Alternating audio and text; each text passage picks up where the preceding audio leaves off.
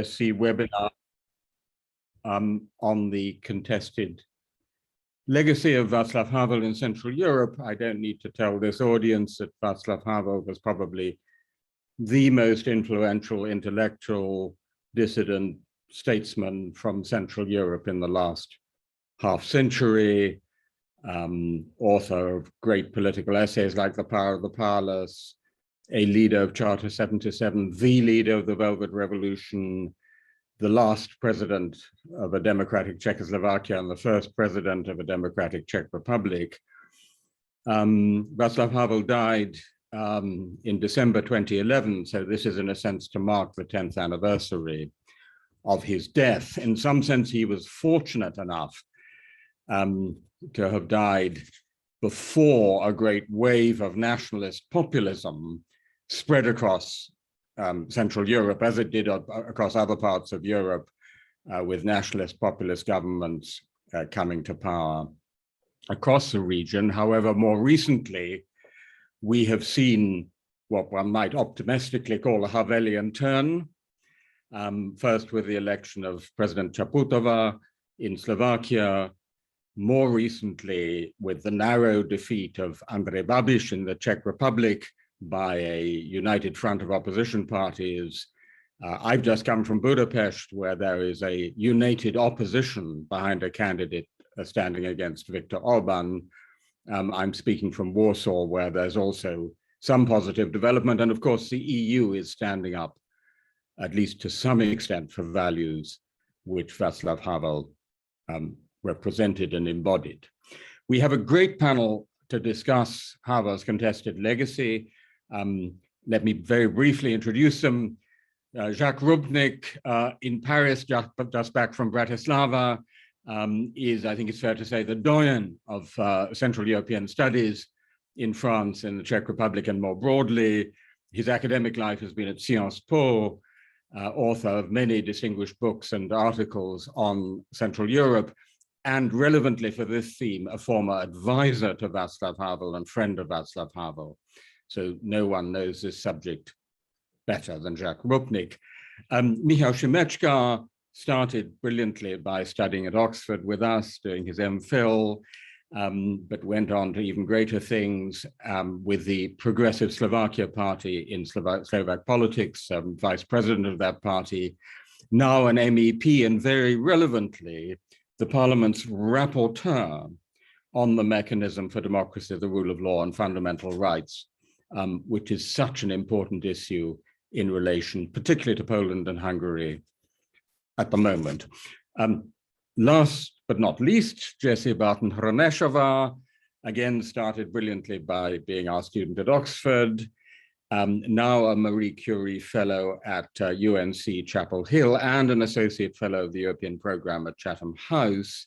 Most of her work has actually been on Southeastern Europe, on Bosnia, on the International Criminal Tribunal for former Yugoslavia, on identity politics, on transitional justice. But she's always remained true, I think it's fair to say, to her Czech and Slovak heritage, organized some great events on Czech and Slovak subjects in Oxford. And it was actually Jessie who suggested this subject. So we're very grateful to you, Jessie. Each of our speakers is going to speak for about 10 minutes. And then we'll have a little discussion amongst ourselves. And please, Q&A, as usual on our Zoom webinar, in the Q&A thread, not the chat thread, the Q&A thread. So without more ado, to start us off, Jessie. Thank you very much. And it's wonderful to be in such an amazing presence of all of you. And it's just a shame that we haven't. So that we're not wasting much time, what I'd like to do is potentially offer a more positive view on Havel's legacy and present some of the good news coming from the region. Although, as you said, Timothy, the good news is still a little bit questionable because we're still waiting to see what's going to happen in the Czech Republic, and there's quite a lot of interesting things happening as we speak with the role of the president and so on. But basically what I'd like to talk about is the contested legacy of Václav Havel in the Czech Republic, and especially link it to public mobilization that we've witnessed in the Czech Republic and link it to the latest elections, obviously. So I have a few photos as well to share that hopefully so that you don't just have to look at my face the whole time. What I try to show is to trace some of the ideas of Havel and his values to the public mobilization and activism that we saw in the past decade or so in the Czech Republic, and then link it to the latest elections, which, as Timothy said, ended up by defeating the technocratic populist Andrej Babiš and his ANO party. And there simply is no way for him now to create a government that would receive any support. It's first important to say that Havel remains an extremely popular figure in the Czech Republic across the board. So here are some first pages of a liberal-leaning Czech weekly that kind of captures that moment a little bit, but obviously this is coming from the liberal sides that has always been very supportive of Havel. Here you can see some data that shows that across the board, even among some communist voters, Havel still does remain to be seen as the most prominent figure in post-1989 politics in the Czech Republic. And if you look at other polling data, consistently he remains to be positively evaluated by 75 to 79% of the population in the Czech Republic. So despite the fact that it sometimes seems that Havel can be quite hated by sections of the Czech society, if you actually look at hard data, it's more polarized on the extremist spectrum, but actually in the mainstream he is much loved, one could say, and that does have an effect, which I want to talk about. In deaths and in his late life, Havel has turned into a bit of an RBG figure, one could say, of Czech society. He's been, in a way, adopted by especially students and young liberals, but also older liberals, as someone who represents a counterweight to politics that has, in many eyes of the Czech public, turned into personal interests and personal profit and corruption. A lot of his slogans, such as truth and love will prevail over lies and hatred, have become a little bit cliche, but they have really become the part and parcel of public mobilization against this type of politics. The problem we have had until recently was that a lot of this opposition was voiced across quite a lot of different actors, and the opposition had been fragmented. And until there was a common enemy that people could unite against, which is now represented by Andrej Babiš, it was really hard to create any joint momentum to counter it. And so despite the fact that the Czech Republic has always had quite a vibrant civil society, one should say, very much inspired by the Havelian ideas of personal responsibility and activism, there really hasn't been a strategic way how to channel that against what has been perceived as the main threat to Czech democracy in the post-Havelian era, which is the rule of Andrej Babiš. And so after Havel died, quite a series of initiatives was created, such as the short trousers of Václav Havel, lighting a candle for Václav Havel, opening Havel's places, one of which we also opened in Oxford in 2014, one should mention. And really a lot of this was led by young people and by students at Czech universities. It has been very much an urban movement, one should say, but recently that has changed, which is what I want to talk about. And so since 2017, we really suddenly have this common enemy, which, in the past to Havel, that would have been the communists, now that has really turned into the ANO party and Andrej Babiš, because of his financial embezzlements, because of all the affairs that have been accompanying his prime ministership.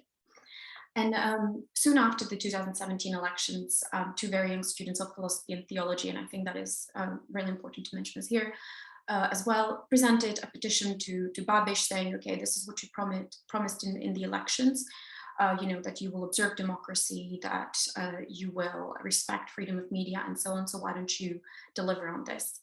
And they have adopted some important figures from Czech history, such as Tomáš Garrigue Masaryk, Karel Čapek, but also Havel, to kind of send their message across. And the petition was then widely distributed and signed, and it was extremely popular.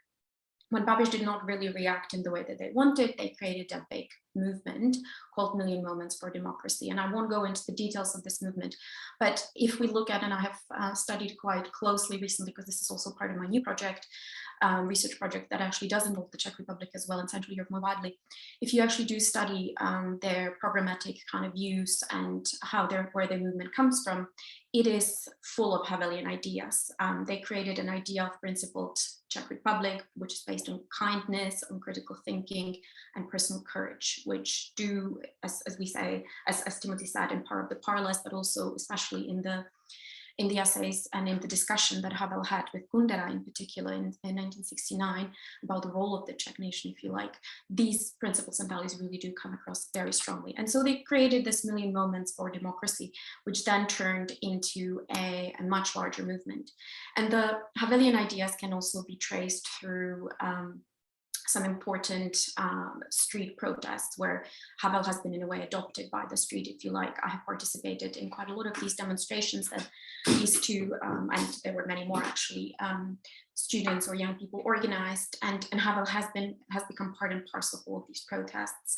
Not only his picture and his slogans, but quite a lot of his colleagues and former collaborators participated on the stage, and reading through a lot of the speeches, his vision for democracy and his vision of how the Czech Republic should look like has pretty much been adopted by this movement.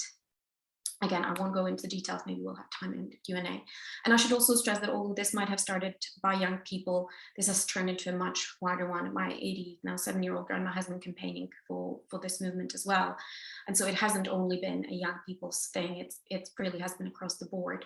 And that has galvanized the public to kind of canvas behind an idea. And it wasn't just Havel, I should say, it was also the Masarykian ideas of humanity and, little daily work and so on and so on. Masaryk has again been in a way resuscitated in symbolic politics of daily life in the Czech Republic, I should mention. And so fast forward to summer 2020, 2019, before the pandemic, and we see demonstrations that are larger than the 1989 demonstrations that were obviously organized first without Havel and then with Havel. And a giant across the board movement that is asking not only for the resignation of the prime minister, which obviously didn't happen, but for a series of issue-based claims, be it for rule of law, be it against or for investigation of his financial embezzlements, and so on and so on. The problem is obviously that a public movement of this sort it does not make a change unless it's turned into votes. And so the leaders of this protest, they're very clear that they wanted to see a change at the ballot box. And so everything that was basically happening was geared towards the 2021 elections. And so they, here you can see again how Havel's kind of ideas are being used during the protests. This is the biggest protest in Letna in 2019.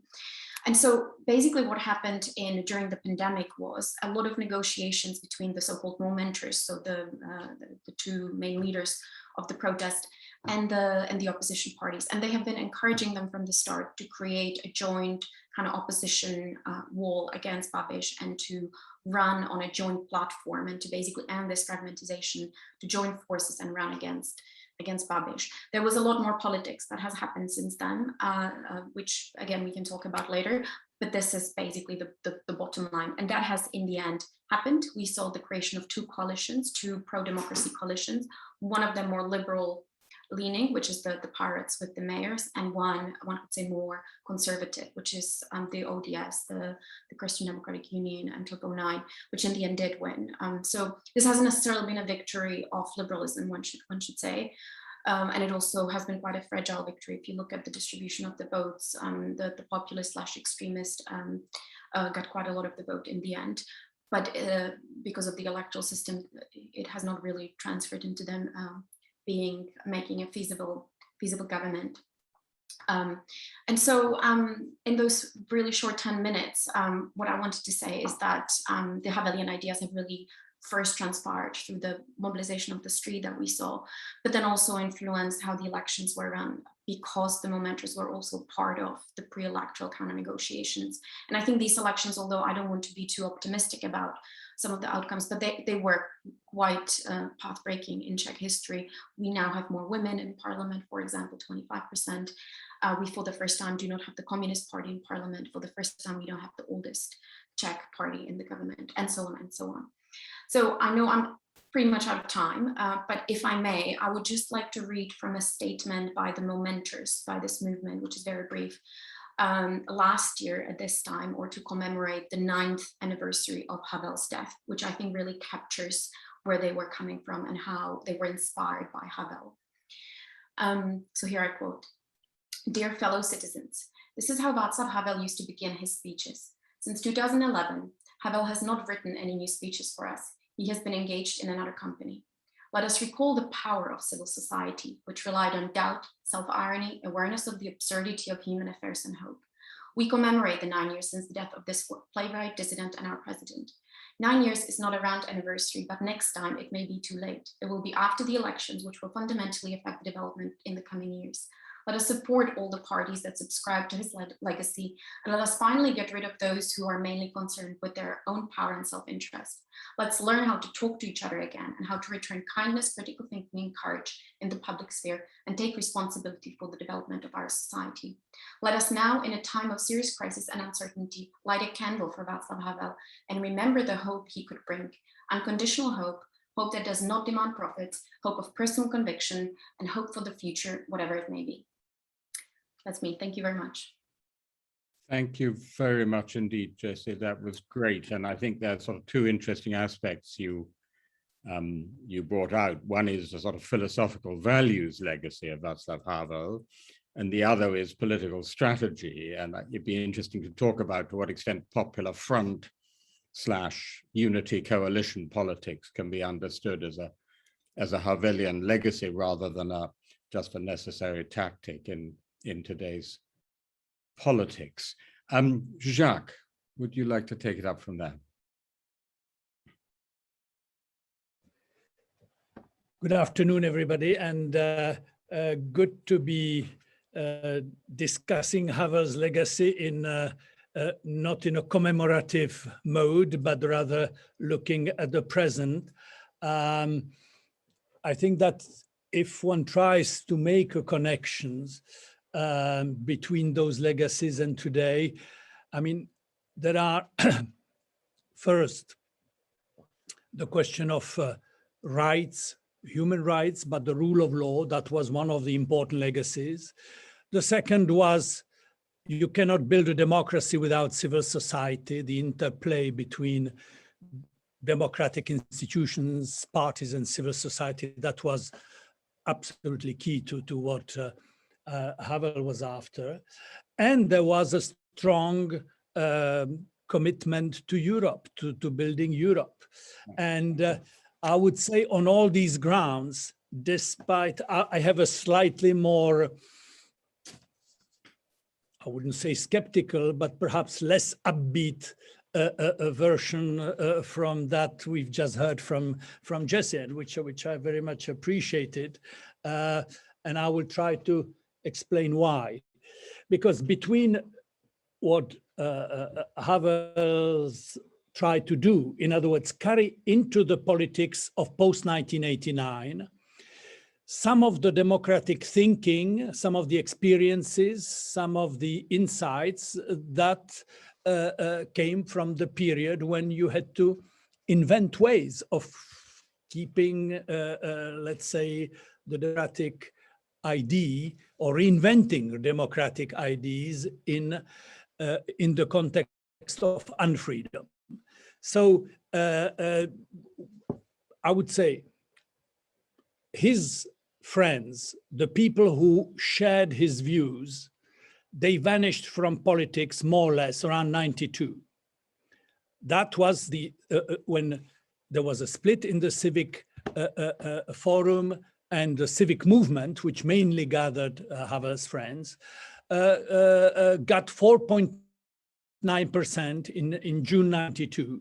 And from that moment, more or less, all the people who had stepped into politics 1989, coming from the dissident, and let's say who were carrying the values that Jessie spoke about, they more or less vanished from politics. There were, of course, few exceptions, and Peter Pidhart perhaps is the best known of those exceptions, and he could do that in the Czech Senate. But on the whole, that was true. And what prevailed in the period after was the politics of ODS, the party, the classical, and the emphasis in the language was not on the values that you have just referred to.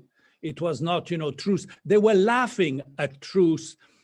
Truth will prevail, truth and decency will prevail over violence. They thought this was ridiculous, that this is politics for the dimwits, for the weaks, for the intellectuals. No, they were into building standard political parties, a standard market economy, standard institution.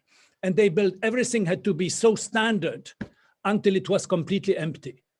And that's what happened, more or less, over a decade, when the ODS and its domination of Czech politics and its contribution to the Czechoslovak divorce, of course, has contributed to the eclipse of the legacy we were talking about. Havel was still at the castle, but he was there.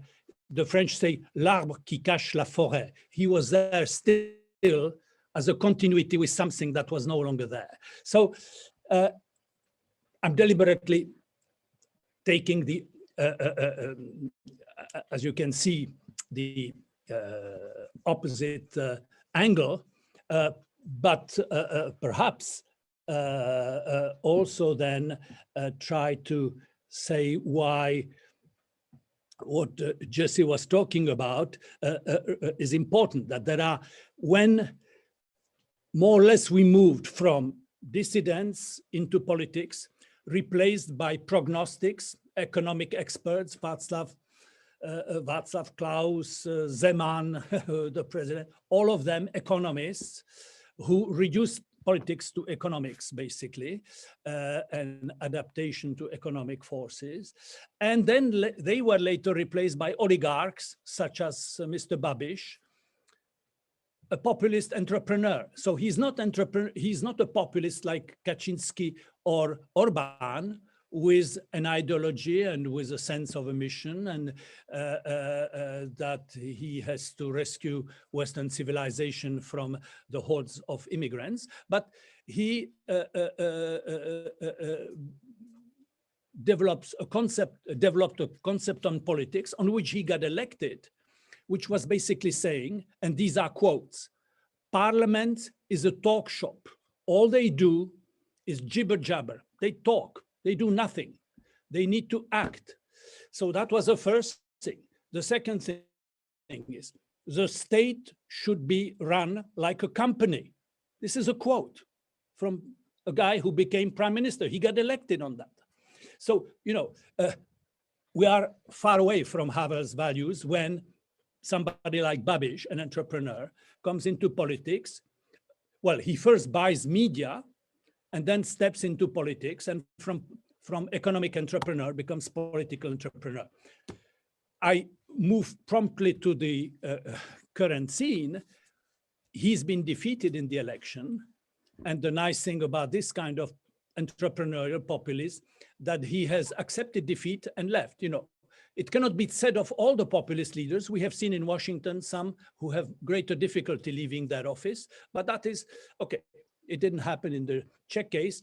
And Babiš, who expressed strong admiration for Trump when he visited the White House and gave as a gift to President Trump a gun, which I'm sure was a great symbolic gesture of how peace and decency prevails, truth prevails.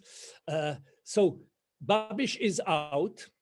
But that does not mean that the problems are fixed. The only people who could carry out some kind of continuity with the values that we associate with Václav Havel, and Jessie mentioned the movement of the Million Moments for Democracy. But that was a movement which was interrupted by COVID, more or less. That momentum was stopped. And the only political translation of that movement could be the Pirate Party. The Pirates, because they believe in horizontal organization, because they are decentralized, because they are very much an anti-corruption value-based, because they are pro-European, liberal on most societal issues, they would be closest, let's say, to what we would think of the dissident legacy, and certainly closest to the movement of the people who came, and you showed the picture of these huge demonstrations. There was 250,000 people in the street in 2019. So the Pirates could have been seen as the political translators in some respect of that movement, but they are the big losers of this election. Babiš is not the only loser, but the Pirates are the big losers. They have 4 MPs, 4. And the big winner is the ODS, the people who despised Havel from the word go. And I'm not saying that the current prime minister to be, Mr. Fiala, who is a moderate, respectable conservative, and he is not in the Václav Klaus aggressivity against Havel, but the ethos of that party is a very anti-Havelian ethos. So we should be careful when we think about, how the ideas of Havel are alive. They are alive in part of the young generation in the cities, among students. Politically, the pirate parties may be seen as a kind of continuation of some kind of, dissident politics or something like that, but that is it. That's for the domestic scene. I would be therefore very cautious about a Havelian moment in Czech politics. No. Populism defeated, yes, that is very important. Communist Party leaving the scene, farewell. On its 100th anniversary, the Communist Party is vanishing from the political scene. And that is symbolically important. It is politically important, because once the Communist Party is no longer a political actor, it can be therefore the whole communist period or debate about communism and communist coming to terms with the past.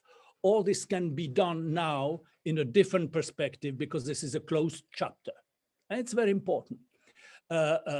More serious is the vanishing of the socialist part, of the Social Democrats, the oldest political party.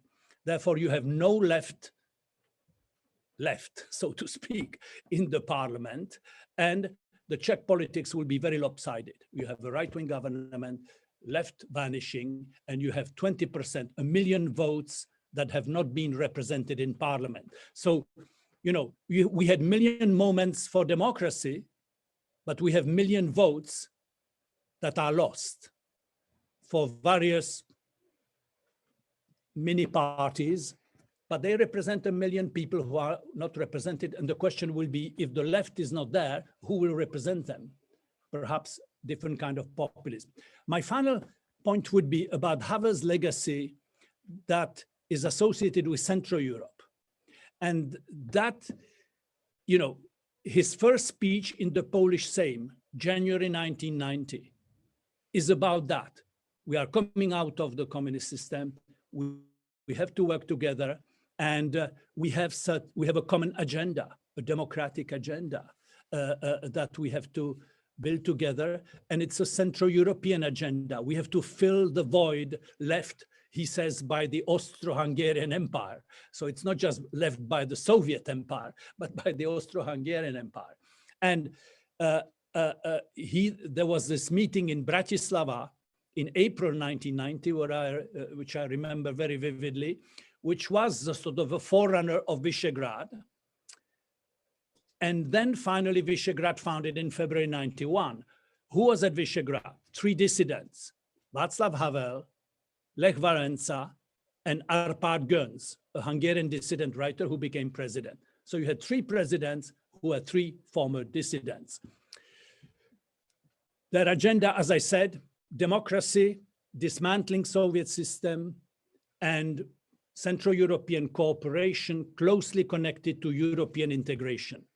Fast forward 30 years after, Central Visegrad has turned into a kind of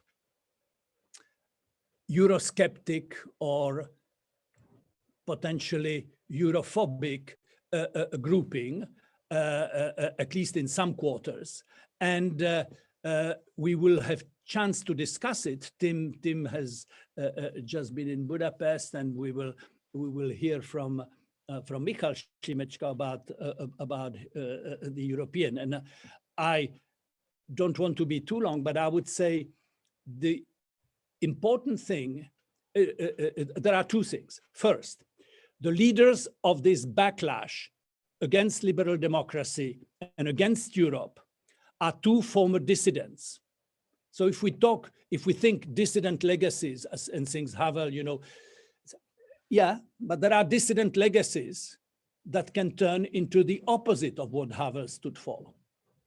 And we have two dissidents, Kaczynski and Orban, two former dissidents, who are neo-authoritarians bent on what they called together in their Krynica meeting, a European counter-revolution.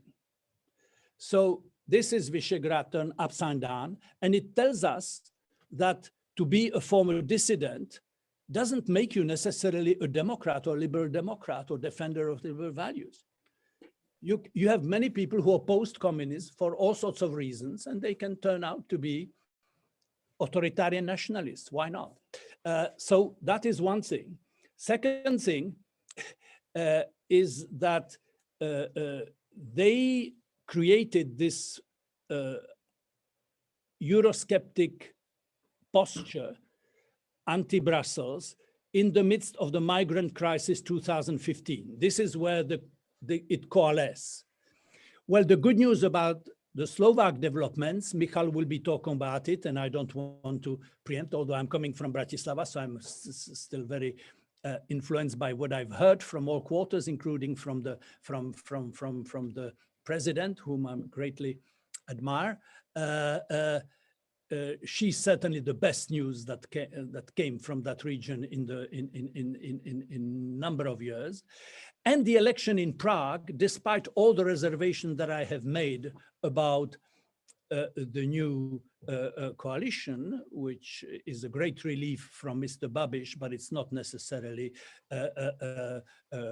some kind of continuity of Havelian politics or anything like that. But the important thing is they will not embark on a systematic, unquestioning support for Orban and Kaczynski in their fight with Brussels. And that is crucially important. Visegrad is not a bloc.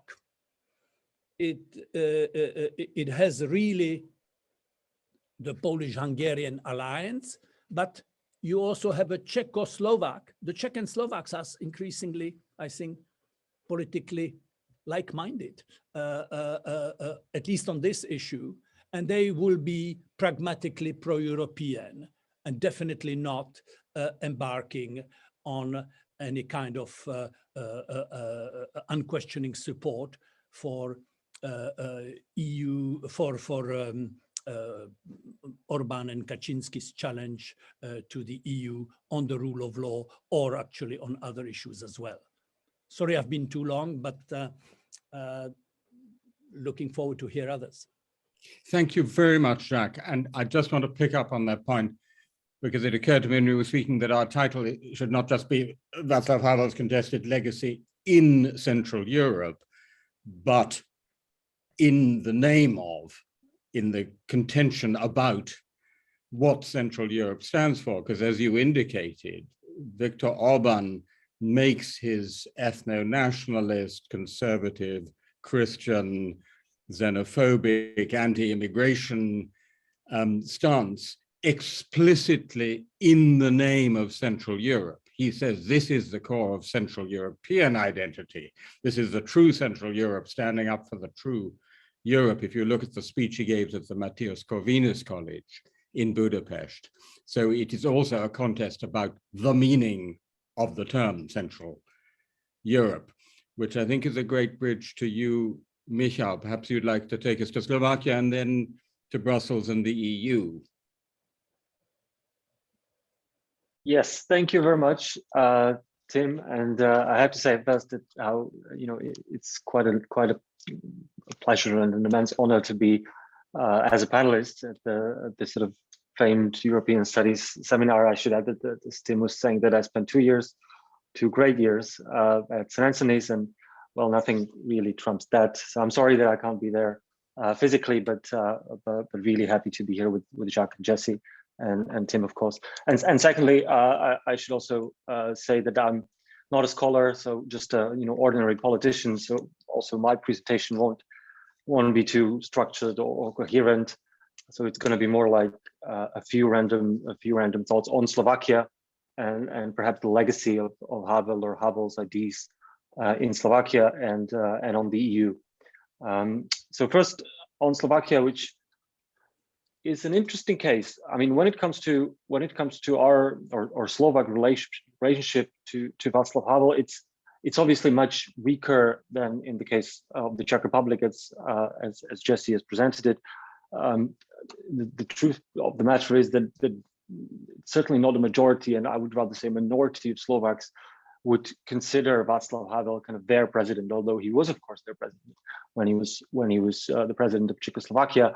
But given the fairly quick dissolution of Czechoslovakia, I think there is a minority of people in Slovakia who still cherish him and his legacy as also part of the Slovak democratic story. But it's definitely not a majority. It's no longer a point of reference. Havel and his ideas are no longer kind of a point of reference in political or public debates, nor are do they have kind of symbolic value or mobilization value in and of themselves, like you've seen in the Czech Republic. But there are nonetheless traits and that kind of that ethos and Havelian ideas and ideals that you can still see in some political moments and in some political leaders, such as the president, Zuzana Čaputová. But I should first perhaps say that Slovakia is kind of a curious V4 member in the sense that where you have, Hungary under Orban and Poland under Kaczynski taking kind of this dangerous authoritarian turn. Slovakia, it has to be said, obviously has its own problems, but is part of the Eurozone, which none of the 3 other V4 members is generally pro-European. Both Slovak governments and basically all of the Slovak governments over the past 10 to 15 years have been generally pro-European. Slovakia, despite allegations of state capture under the previous Prime Minister Robert Fico and huge corruption scandals, is still, there is no kind of systemic threat to the rule of law of the kind that you see in Hungary or in Poland.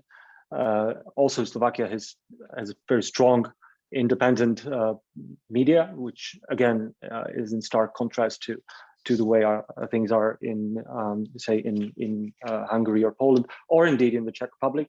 So in many ways, kind of Slovakia stands out for the resilience of its rule of law and democratic institutions.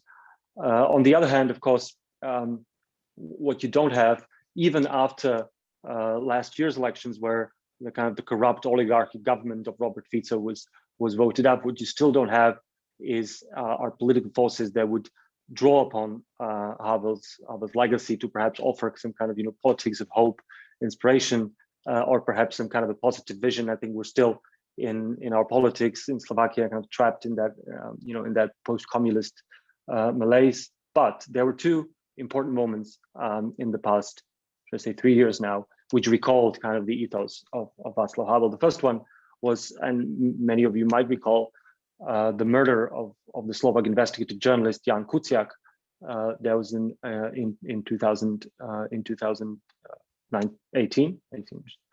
And after the murder, there were demonstrations breaking out across the country. There was a civic movement called For Decent Slovakia, which organized mass protests across a number of cities in Slovakia, which were, especially in Bratislava, they were not comparable to the Velvet Revolution, but certainly bigger than anything seen since. And they had precisely the protest and the civic movement that kind of organized them. It had precisely kind of those traits that Milion Chvilek, the Million Moments for Democracy, had in the Czech Republic. It had sort of that humanist-oriented, inclusive sense. They were, intellectuals at the podium, workers. There was, national anthems in kind of in defense of values such as the rule of law, such as the protection of journalists, media freedom, democracy. I think that sense from those couple of weeks where Slovakia was gripped by that demonstration, I think was a moment where you, even if you haven't seen Havel on the pictures or haven't seen the slogans from the Velvet Revolution or Havel's writings, you felt that the atmosphere somehow and the spirit was in fact Havelian. Unfortunately, the movement kind of, in a way, after its initial success, where the Prime Minister Fico was then had to step down, it sort of faded away. Many of the leaders of that movement then joined different political parties, so it kind of it faded from memory. But for those brief few weeks, it really felt as if there is a new beginning, a new sense of hope, mobilized by the civil society. But there was a second moment, which was an indirect consequence of that movement, and that was, as Tim has said, and Jacques has also alluded to her, was the election of Zuzana Čaputová as president of the Republic in a popular vote. And I should say that Zuzana Čaputová was a founding member of my party, my close friend.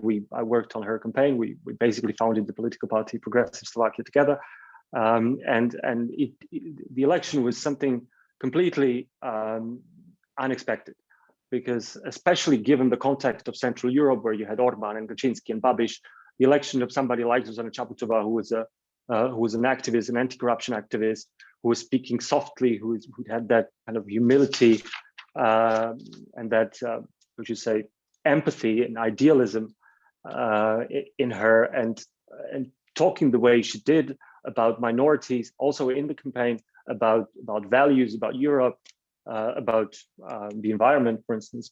It was completely unexpected, and I think that moment was the second moment where you could perhaps recall the Havelian spirit in Slovak politics when she was elected 2 years ago.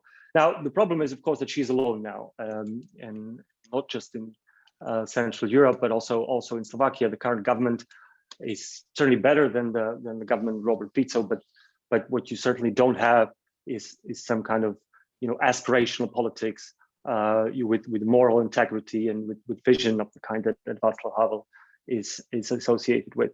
On the other hand, you have the old prime minister, the former prime minister Robert Fico, radicalizing in the opposition, basically from a social democratic oligarchic party turning into an extremist far right party and gaining in polls, attacking the government, the president at every turn, polarizing the society.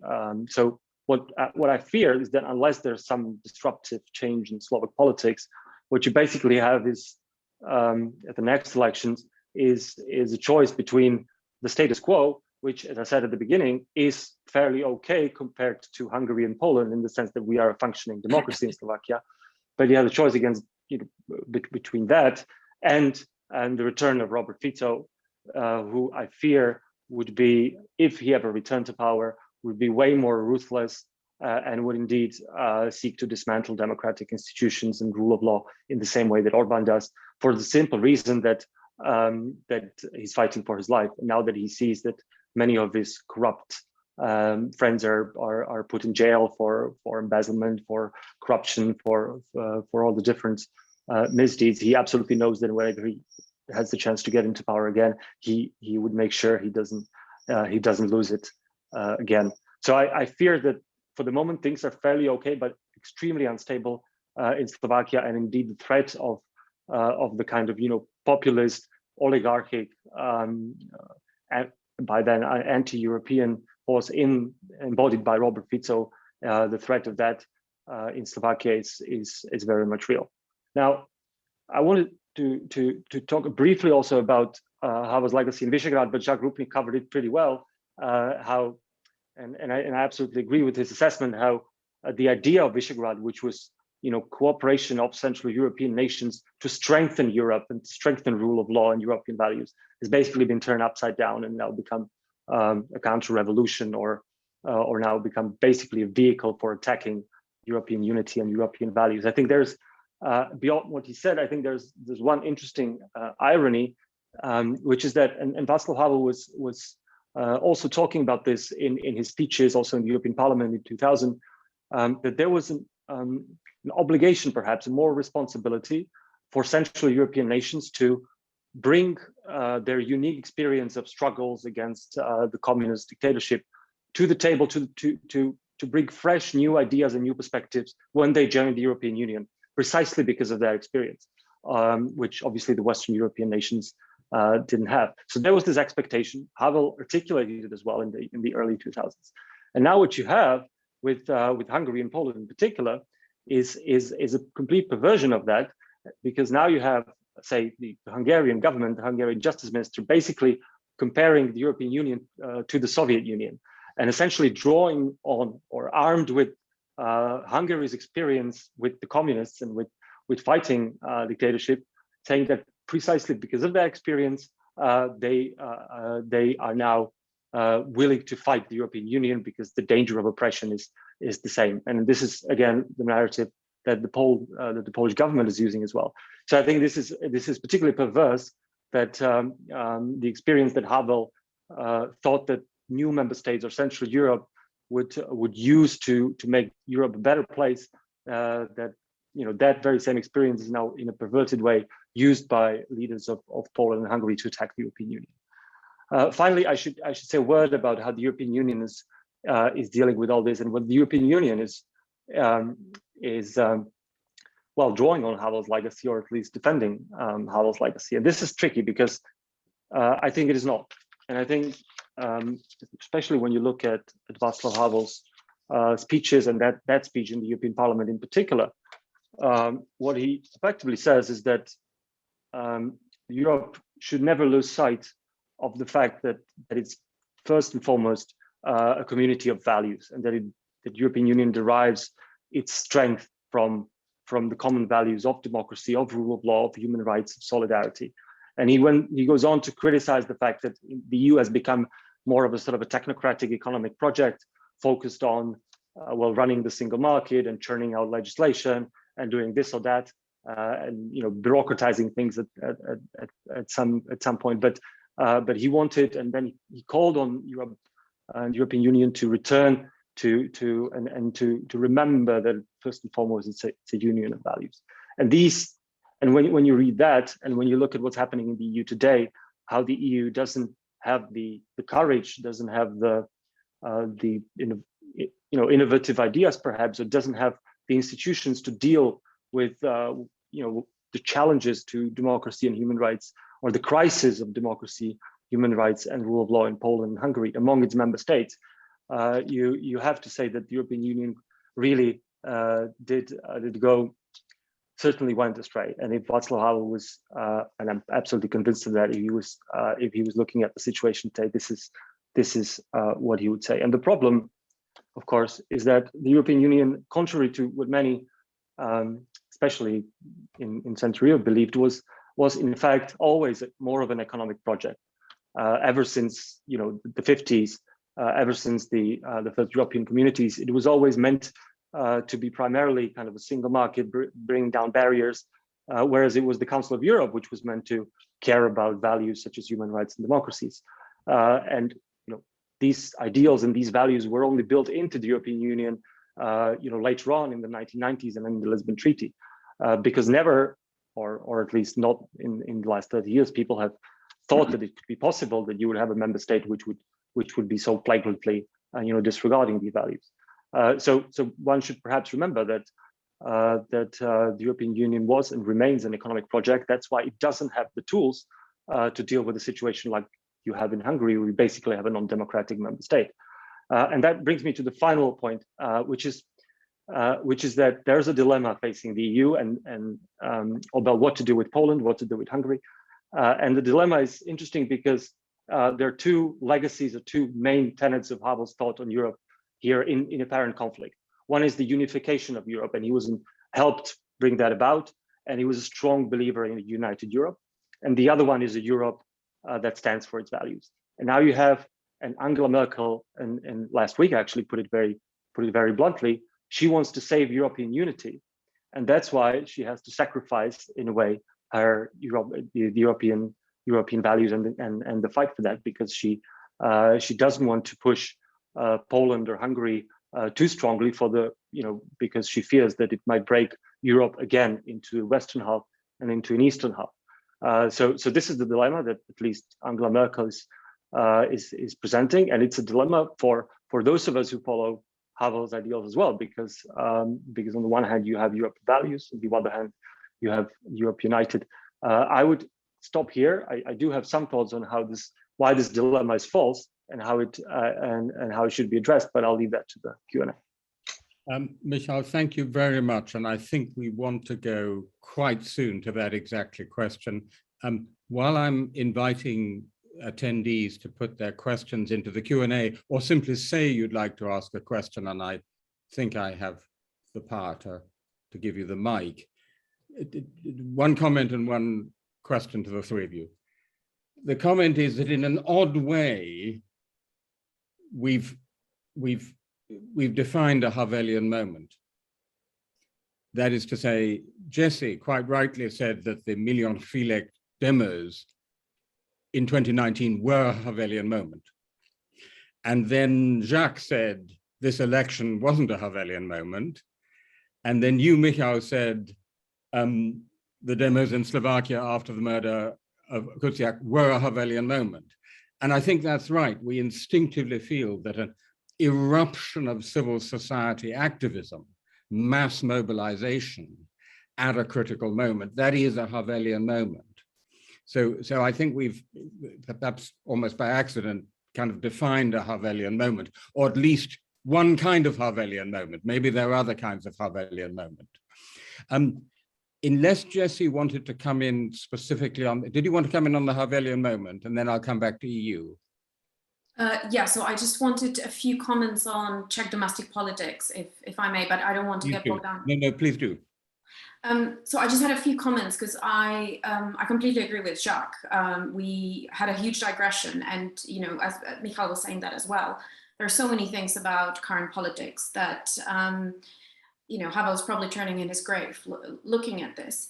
And until quite recently, really, Havel was a source of mockery from, as I was saying, from like the more extremist, if you like, but also from people like Miloš Zeman. Miloš Zeman quite widely talked about the Prague Coffee House, the Truth and Love Ists, or however, a lot of mockery towards this, as he saw it, as naive and idealistic politics that to a lot of people Havel stood for. And ODS, the most pragmatic party, if you like, of the Czech political scene, was representing that as well. But it is quite paradoxical that on the street among the population, and that is probably what I was trying to bring home, rather than at the political level, what we see is that the most supporters, according to all polls, are found among the ODS supporters and among the Pirate supporters. So the conservative right party and the liberal party.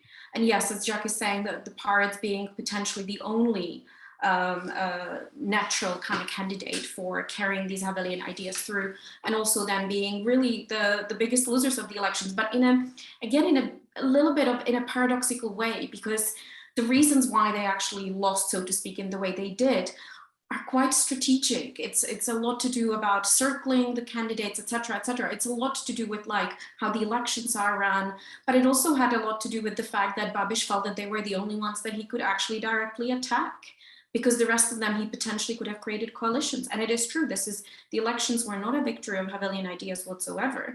However, the pre-electoral campaigns and the coalition building and all of that actually were. And it is true that the momentum was lost during the pandemic. And actually one of the leaders of the Momentaries then somewhat stupidly, in my opinion, decided to create his own thing, and then it fell through, and he could have potentially fragmentalized these movements even more. And it was really weird why he even did that. But the fact that the Momentaries were actually working with the parties behind the scene, so to speak, had an effect as well. And had these coalitions not been created, the outcome would have been completely different, and we would be still talking about starting to put the Czech Republic in the same basket as Poland and Hungary, and we're not really doing that for various reasons. Obviously, because Babiš was also slightly different. But the other thing that I wanted to say is that I don't want to underestimate how these moments of eruption, of these Havelian moments, if you like, matter. I think there was a lot of apathy for quite a long time and disillusionment in the Czech Republic with high-level politics. We've had so many scandals, the Nationalist government, etc., etc. There have been one scandal after another. Miloš Zeman, who is basically, he's on his dying bed, and like it's his chancellor who's basically running the show. And it's in a way a little bit of a joke. It's really sad what's been happening. But then we had these moments that have really galvanized the public and that got people excited about politics. And I think that is extremely important. And I'm not necessarily saying this actually is that Havelian, because some of the quotes that we heard about what Babiš was saying about the parliament, unfortunately, Havel didn't talk very nicely about the parliament. He also talked about the parliament as being, too much talk and, less action, etc., etc. And in the early days. And so there are also some negative, if you like, legacies from how Havel felt about politics and the fact that he never really wanted to create a political party or a movement for various reasons that we can talk about. But I just didn't want to underestimate how much hope, and I don't want to sound naive or too optimistic, but I think we need to bring a little bit of that sentiment and emotions back into politics, because politics in the Czech Republic in particular has really become extremely realistic, extremely pragmatic, and it has antagonized quite a lot of people. And I think the Million Moments for Democracy have actually shown people that actually it is possible. And fine, the pandemic has happened and, it put a stop to it, but that's just the beginning in my hat, and, the jury's still out what's actually really going to happen. Thank you very much, Jessie. I think that was a Havelian moment in our discussion. That's wonderful. I'm going to take two questions that have come on the Q&A and put them in the first place to Jacques and Michal, and then come back to the EU. Mehdi Escaria, apart from asking me to share some anecdotes about encountering Václav Havel, and off I shall pass over, asked why Havel has become a giant figure in the history of Eastern Europe, or indeed Europe, rather than others like Lech Wałęsa, which I think is an interesting question, which I'd put to Jacques and Michal. And our colleague Othon Anastasakis asks a very interesting question, which is, how do you explain the fact that populist anti-European discourse has had such success in countries where public opinion is overwhelmingly pro-European, which is, of course, clearly still the case in both Poland and Hungary? Jacques, would you like to take those two? Yes, the Havel or Wałęsa. It is true that if we look at the landscape of East Central Europe after '89, you have Havel, you have Wałęsa. You don't have much else. In Russia, you have Sakharov, the figure of Sakharov, and of course of Gorbachev, but that's a different setting. And why has one remained the symbol more than the other? One explanation could be, I don't know whether, that there is a Velvet Revolution. It had a unity of time and space. It was in Prague on one square, and it lasted 10 days. So Tim had said, 10 years, 10 weeks, 10 months. Well, it was 10 days. And if you have this unity of time, live transmission on television, so you have the perfect moment that you can capture. To capture a moment like a roundtable negotiation, which then turns into an election like in Poland in June, and then the formation of a government. And then a year after, Wałęsa is elected as president, actually running against some of his former associates from Solidarity. This is a moment when Solidarity splits. So I think that first, the fact that this is a protracted moment, there is not a symbolic victory that you can associate with. Yes, there is the election, but so I think that maybe it captured the imagination of the West. There may be another explanation. One was too quickly labeled as a trade unionist who has played a useful role, but was not a great president, whereas the other was somebody who was a writer, a dissident, a president, that neatly fitted one into the other. And that story, I think, is a very powerful narrative. It's very difficult to beat. But that's my guess. And of course, a Polish observer or audience may feel all this is terribly unfair. Yeah, so I don't know whether you have another explanation. There was a second question about the populist. How populist anti-European discourse is so popular in countries that are so pro-European. Yeah, well, populists are popular not necessarily because of Europe, but because they represent a backlash against 20 years of what they saw as a hegemony of this liberal elite, urban, and it's more that the European factor was not instrumental in their accession to power. What is interesting is that the European factor has become a salient issue in domestic politics in Central Europe. That I did not expect something like that to happen so soon. As if the right-left divide became secondary to the European divide, to the European issue. So that is interesting. And it is all the more interesting, as you say, that you have people who voted for populist governments and still feel attachment to Europe. I would say two things. One is, even people who vote for Kaczynski and Orban, or for PiS and Fidesz, and have all sorts of grievances against the previous liberal order of the last 20 years, they still can see the benefits of the EU, the material benefits. I mean, it is hard to ignore that your country gets 3 or 4% of its GDP from the EU. There is also another thing. Even people who vote for those parties think that being in the EU provides a kind of security net, an environment, a means to contain a potential drift of these countries. So I don't find it totally contradictory. You may vote for Orban or something like that, but you still may consider that being in the EU has material benefits and is a way of containing the possible drift of Orban. Yeah, that constraint the EU provides.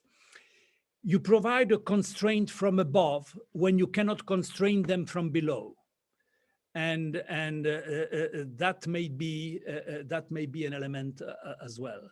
But as I say, the most striking for me today is how much Europe has become a divided moment. The coalitions against Kaczynski, the coalition against Orban, is basically a European coalition.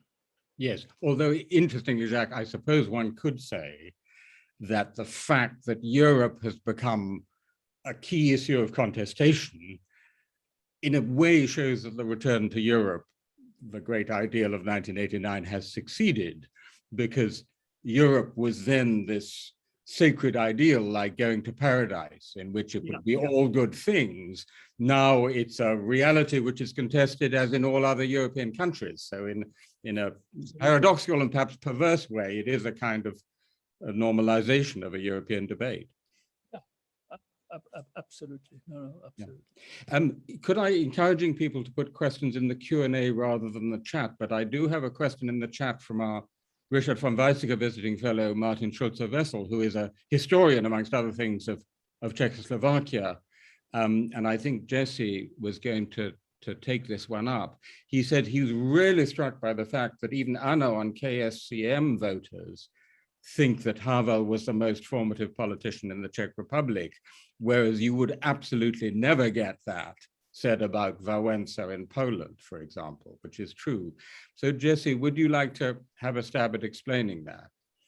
Yeah, so I think there are multiple reasons how I would explain that. So within the Czech context, so for example, the reason why even among the communist voters, Havel is still viewed positively is because he was against lustrations, for example. You know, he wasn't pro-retribution. He was on the mild side of extreme versions of transitional justice policies, if you like. And the communists have not forgotten that. You know, a lot of the policies that were then in the end pushed through was the Civic Democratic Party, and were basically people, you know, that were not under Havel's philosophical control, if you like. So that explains the communist popularity. I think amongst ANO voters here, I don't actually have any data, but I might have some hypotheses that Havel simply comes to mind to everyone when you say, you know, president, and there is a certain cultural phenomenon regarding Czech presidents, first Czechoslovak president, Tomáš Garrigue Masaryk. Most Czechs don't even know exactly what he stood for, but he's still extremely revered. And I think it's quite similar with Václav Havel for a lot of people. Now, what is really interesting is, and I think that's linked to this with the Polish case, is that what we've seen in Poland, obviously, is extreme versions of memory politics, extreme versions of how Polish history can be interpreted.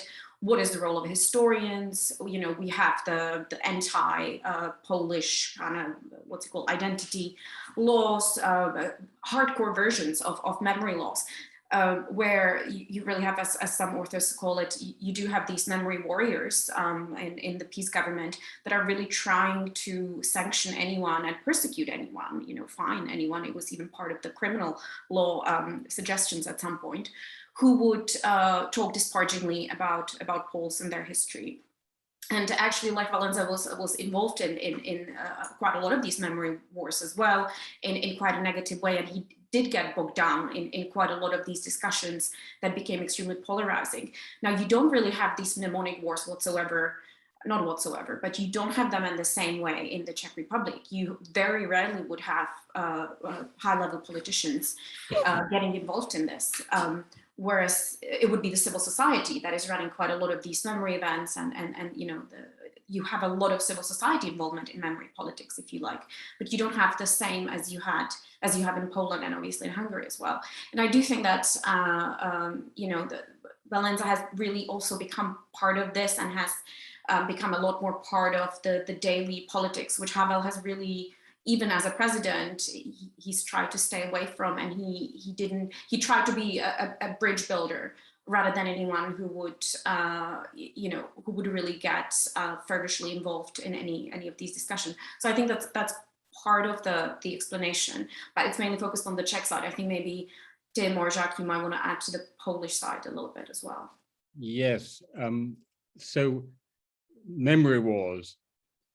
On Saturday, I attended 2 rallies at different ends of the street, the same street in Budapest, on the 23rd October anniversary, i.e. the anniversary of 1956, where Viktor Orban at one rally and the opposition at the other gave completely different readings of 1956.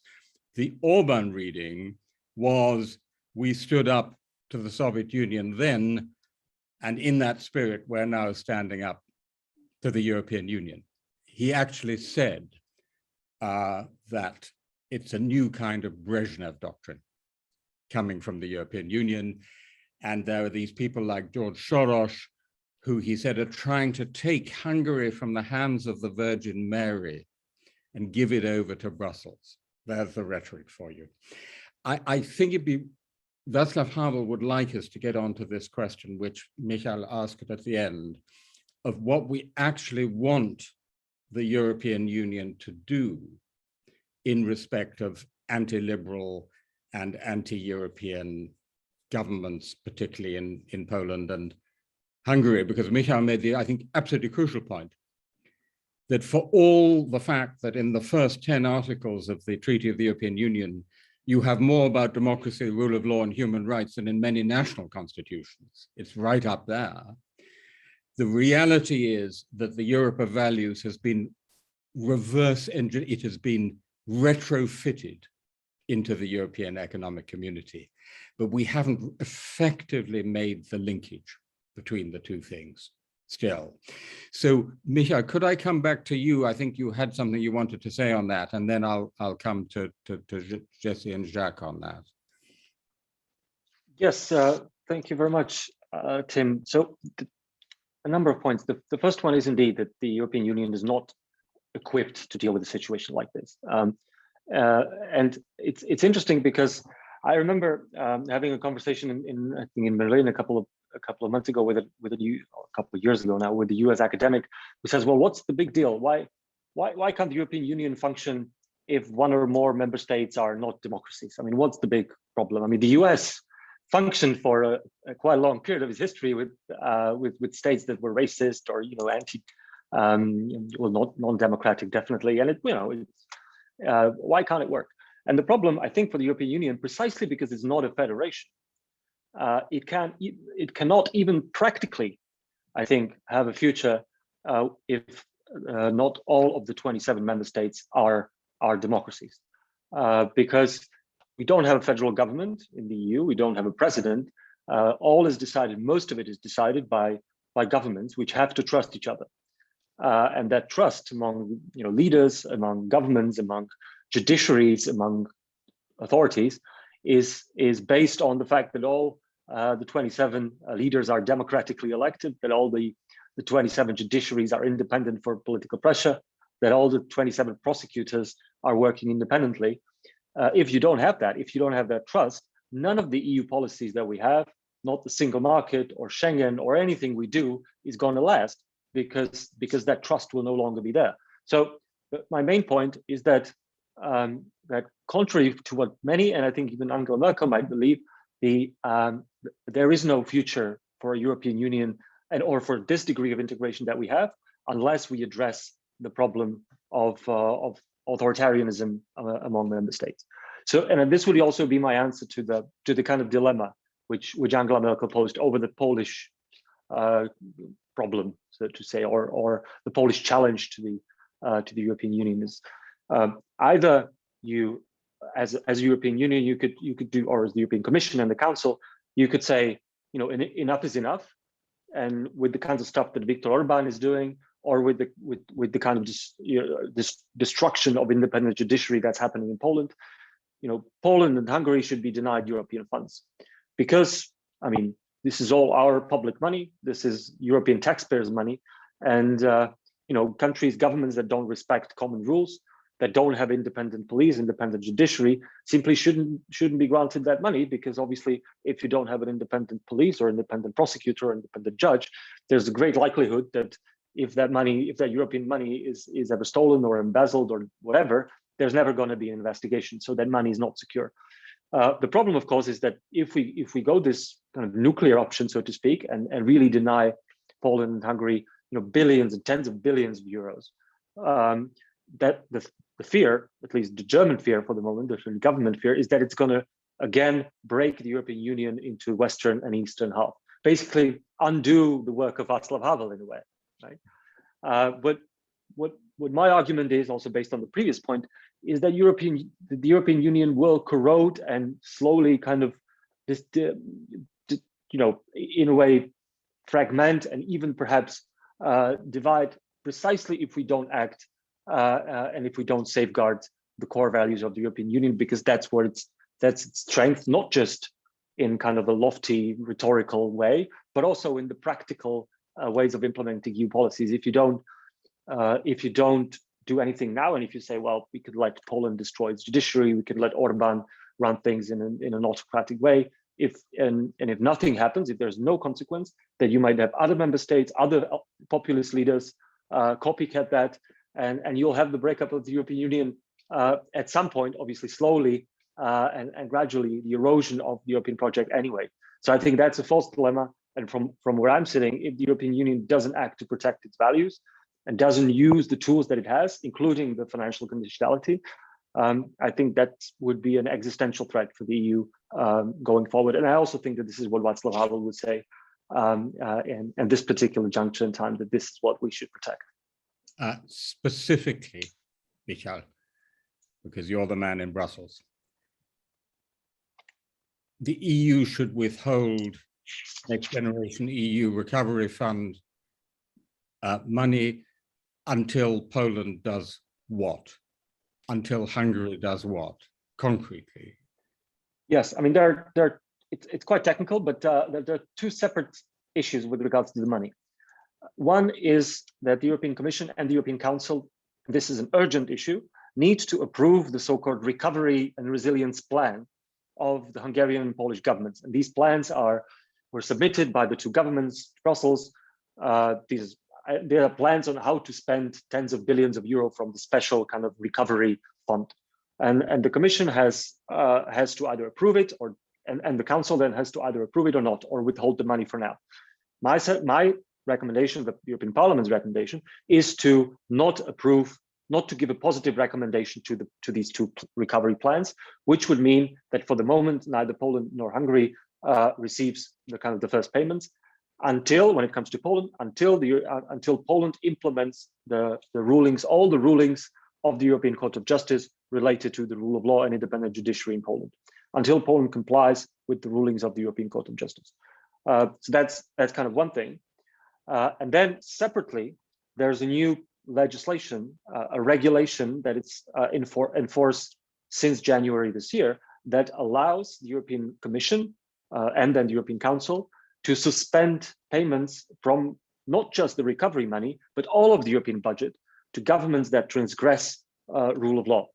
And we are also saying that the European Union should activate this clause, and specifically now vis-a-vis Hungary, because I think we have enough evidence to see that the money, that the European money in Hungary is basically used to consolidate his power and to, basically to build up the oligarchic structure then that Orban then uses to stay in power and then attack the European Union.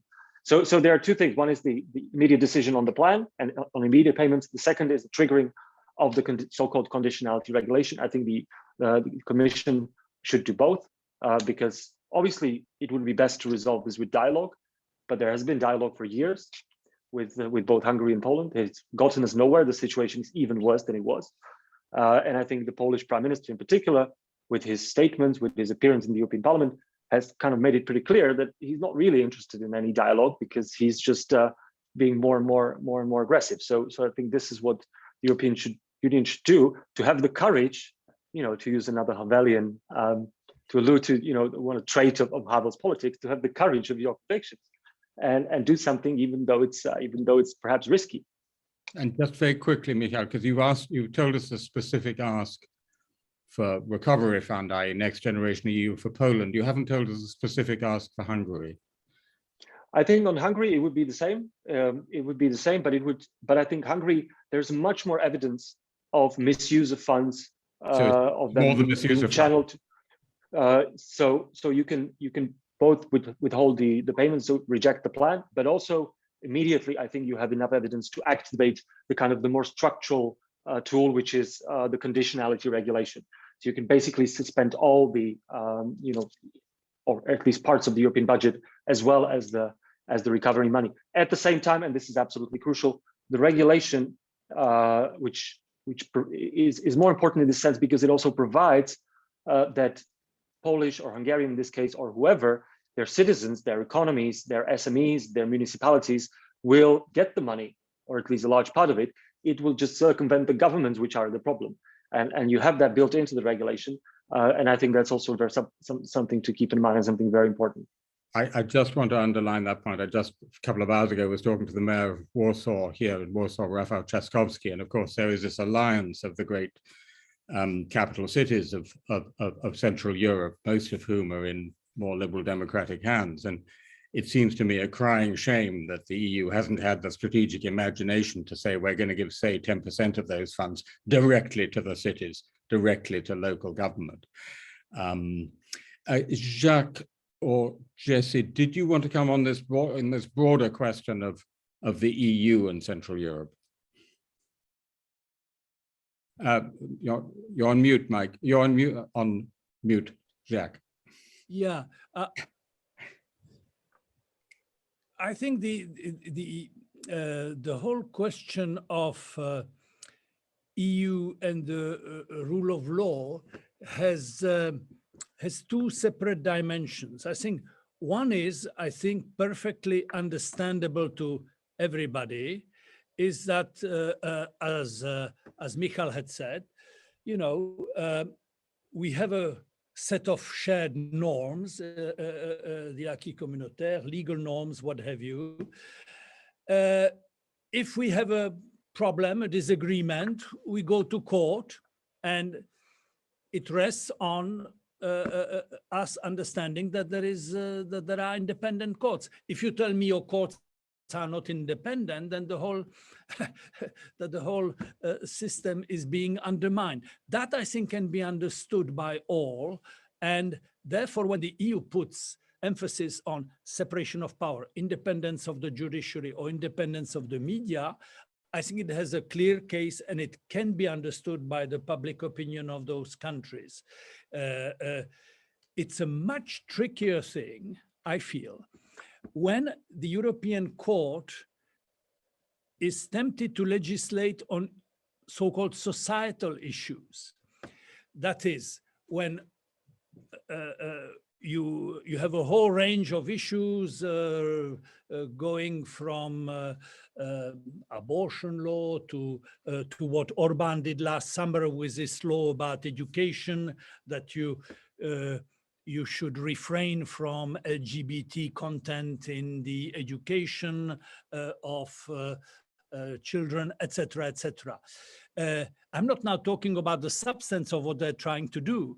I'm just trying to say there's a great difficulty on the part of an EU court to start arbitrating on societal issues.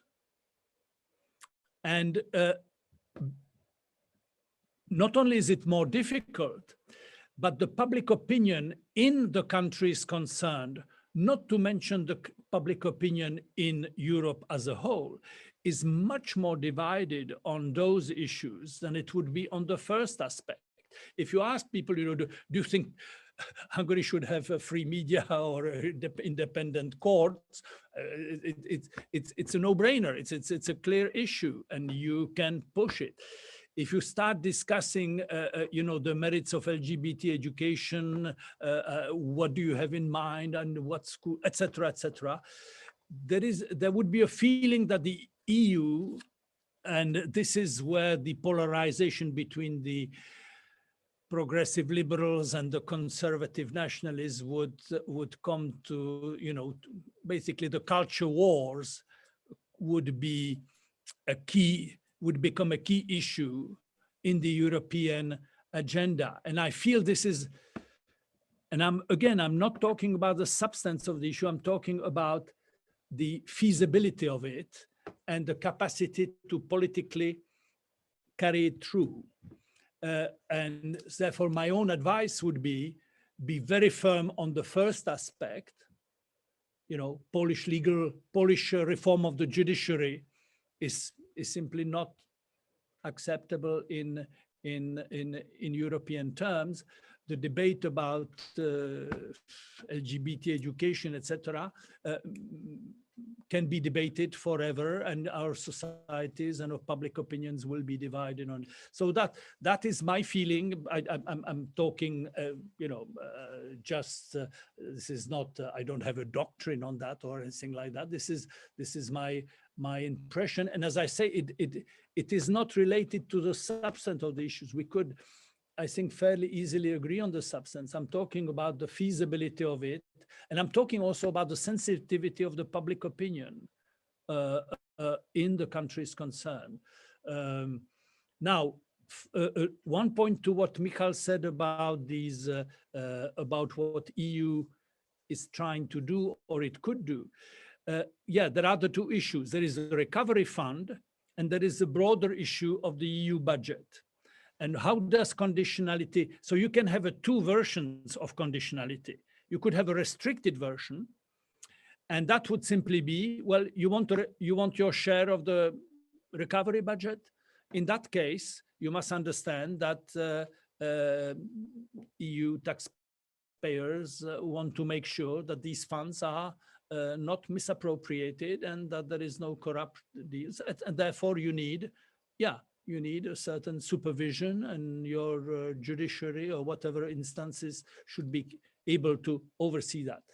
It's a limited approach, and that one I thought could get through. Michal, you want? Sorry, go on. The second approach is a broader one.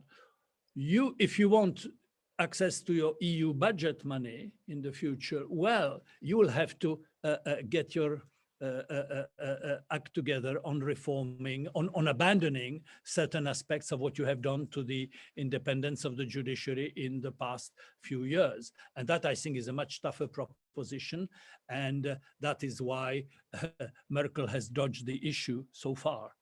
Yeah, Michal, I think you wanted to come back on that, but if I could just lay out, I mean, it seems to me there are at least 4 different categories of approach. One is the you're spending our money, and there's a transparency and corruption issue. There's the rule of law issue.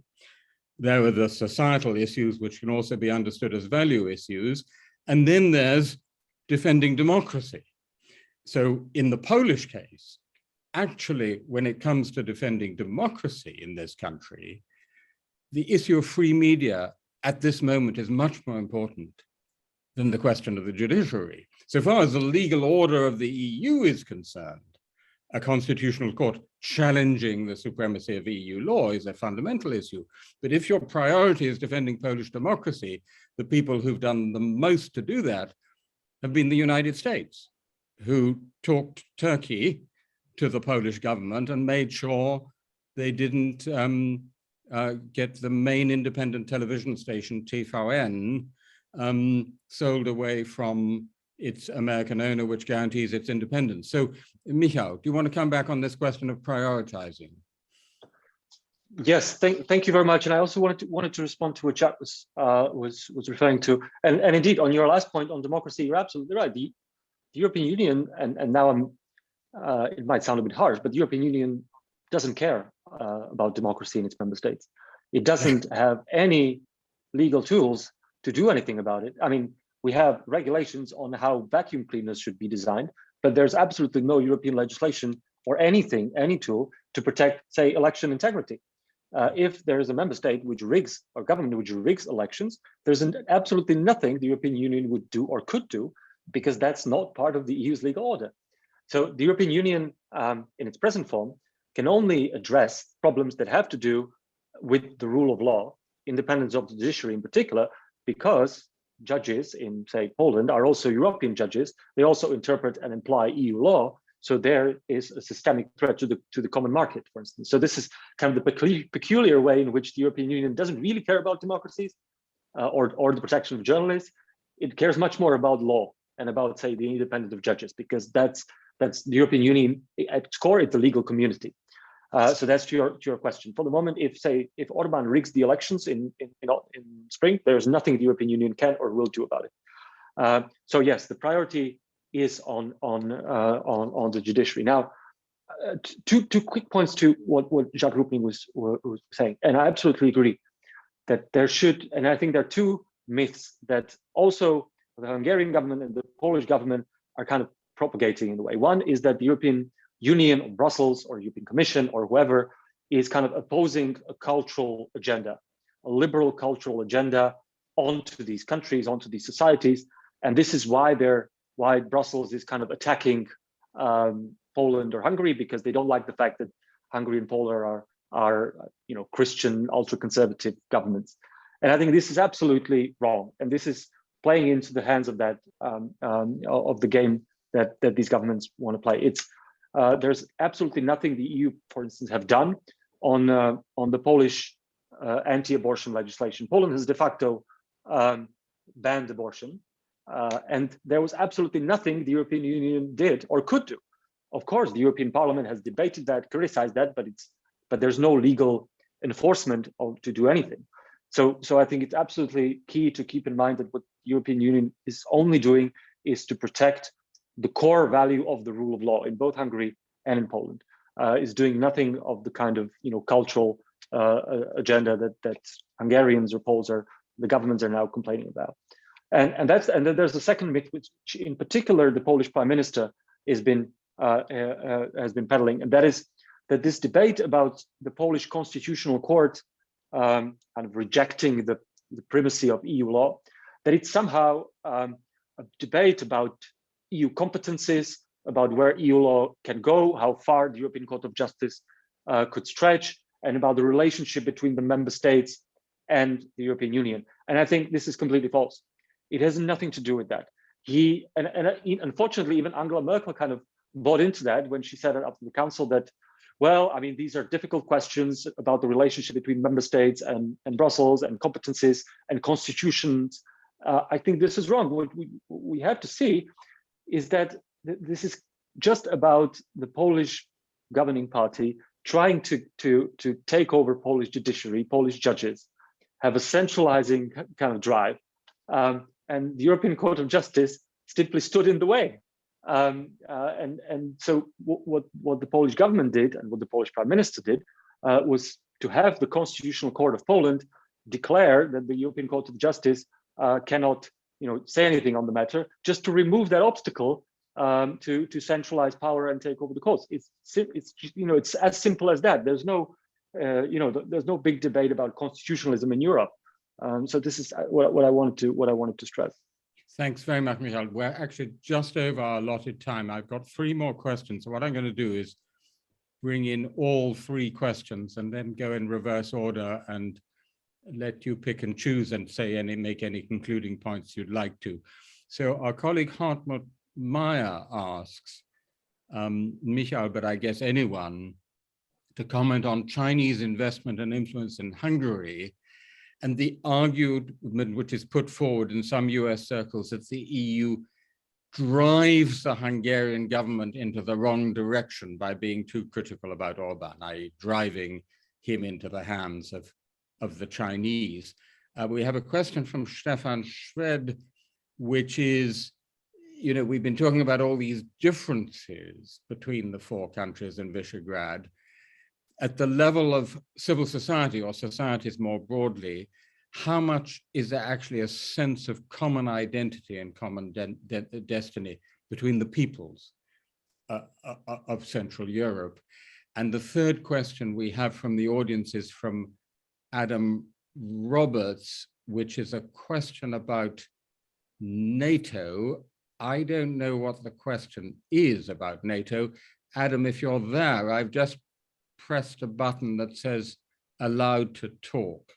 So if you're still with us, Adam, we should be able to hear your question. Can you hear me now? Yes, we can. It's an awkward part of Havel's legacy, but it is part of it that he was clear that he was prepared for the Czech Republic to go into NATO. And I'm just puzzled that NATO features so little in political debate when NATO has got involved in such a complex series of dilemmas and including, of course, fighting a war in Afghanistan.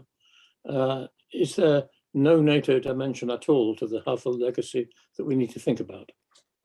That's a very interesting question. Of course, it was Havel who popularized the new phrasing of the Euro-Atlantic structures. Let's go in reverse order. Feel free to pick and choose and make any concluding points you'd like to make, starting with Michal. Oh, sorry, reverse order means Jacques first. Jacques first. Oh, well, maybe I'll start with Adam's question about NATO. You may recall that at the very beginning, that is in 1990, Havel thought that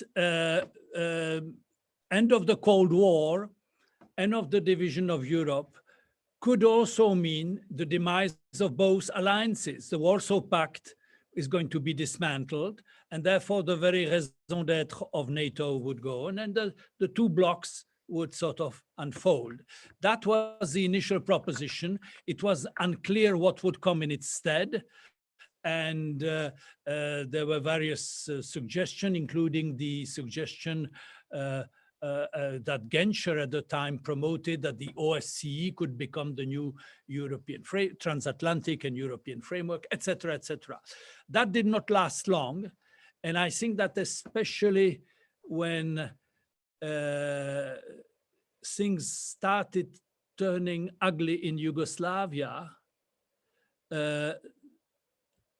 the case for actually joining NATO became strong, and yeah, it became part of Havel, and he made, I think, the most convincing plea for joining NATO. It was published in Foreign Affairs, sometimes in, I don't know, 95 or 94, something like that, and it was based on several things: what was happening in the Balkans, if I recall, and what could happen in Russia. That this was completely. I published an interview with Havel and with Manfred Werner, who was then Secretary General of NATO. And it was very interesting because I did the interview at about 2 weeks distance. And Havel said, yeah, Russia is down right now, but this is for a moment. We have to think long term. Where would Russia be, and what, you know, when they start talking about their near abroad, how near is a near abroad, so to speak. And then Manfred Werner was considering Russia as, you know, Russia is down, it's not a problem, it may become a partner, and NATO should find another raison d'etre. So, yeah, that would, and where are we now? Since you ask about the legacies, well, we are out where NATO on its European dimension is on the back burner in America, and crucially important is India Pacific and the bipolar world, bipolar confrontation with China, which I suppose leads you to the next question. I still have to figure out what the East Central Europeans make of Kabul. If anybody has watched at close range the debacle in Kabul, the kind of effect it has on the trustworthiness of some guarantees given to Europeans, at least it should make people think. And of course, then the implication would be, but that is no longer Havel, is what conclusions Europeans can take from that recent experience in Kabul and elsewhere, in terms of thinking about their own security and their own capacity to defend themselves. I must say, I think if you did a LexisNexis search in any of these countries, you wouldn't find a vast number of references to strategic autonomy or European sovereignty. Those phrases which are used so much in the West European discourse. Michal. Yes, thank you very much. I would address Hartmut's question, I guess, because it was also directed to me on China and Hungary. And yes, I guess to a certain extent, you're right, that there is a risk that by being too hard on Hungary, the EU, for instance, by withholding the money, the EU might push Orban's government, you know, closer to China. On the other hand, I mean, the Hungarian government is already kind of China's, you know, doing China's bidding in the EU. It has vetoed and watered down a number of, you know, common foreign policy decisions and declarations by the EU on Hong Kong, on some other issues. Obviously, there is a lot of Chinese investment in Hungary already. So I don't know sort of kind of how, you know, further that can go. I guess the risk is always there. On the other hand, I mean, there are many risks, and one is indeed a geopolitical one, that Hungary would become, you know, Chinese Trojan horse. There is there's the risk of a backlash against the EU in Hungary as well. It's in itself. There's also kinds of risk associated with being firm in this particular moment in time. But my sense, and I think this is also kind of what Havel's legacy in a way is that of course it's risky, but then if the European Union doesn't have the courage to say and do what is obvious to everyone, that this cannot go on like this with Orban, then I think what's the point of us having an EU, for instance, as a foreign policy actor, or what sense does it have to think about EU defense, or what sense does it make to think about how EU should approach strategic relations with China if you're not prepared to defend the core values upon which the EU internally and externally should be based. So I think yes, there is risk, but I think there are more important stakes for the European project in defending democracy and rule of law. So that would be my answer. And I would want to add one final thing, that I find it absolutely absurd how the US alt-right and US conservatives are fascinated by Orban at the moment, and by his kind of pro-family policies and anti-LGBTI, whatever, and don't see the inconsistency with the fact that he's so close to the Chinese government, which of course the US right despises so much. So that's quite amusing as well. If you remember, it was a one question by Tucker Carlson, which he completely ducked, which was the question about China. Jessie, coming to you, perhaps you'd also like to pick up on the question about to what extent there is really a common sense of identity and destiny between the societies. Yeah, I was actually going to start with that. I think there initially was after 1989, but recently I think that has all disintegrated with the populist wave. And I, for example, think that the fact that Babiš has brought Orban, over for a visit and send a message that, the plan is to Orbanize the Czech Republic, and that has backlashed a little bit, according to most polls that were run. So as a matter of fact, now I think there's a more sense that at the political level, you see a lot of, or until now, you saw quite a lot of collaboration, especially between some of the countries, but that has actually even now disintegrated somewhat. And I think it was, I don't know if you were watching the family conference that was recently organized in Budapest, but that was quite scary to watch and listen to people like Maria Schmidt talk in Budapest about, the role of mother in family. I mean, yeah, great, thank you. How these cultural wars, are at the same time bringing some of the populist leaders together, but the polls, for example, didn't show up. But on the other hand, how they're actually, building quite a lot of gaps in how people feel that they can relate to each other. And I think now we see a lot more polarization. I think what is still valid is, and what is still true, and maybe Michal disagrees, but there still is quite a lot of closeness and in a way common-ish identity, especially I would say felt about the more urban sides of the Czech Republic with Slovakia. I don't have actually hard data on this, but that is a feeling that I have about this. But I think it really is interesting to look at what is now commonly called the cultural wars, and how those have been really driving some of these common identity ideas, which I'm not entirely sure to which extent they were valid, prevail or not.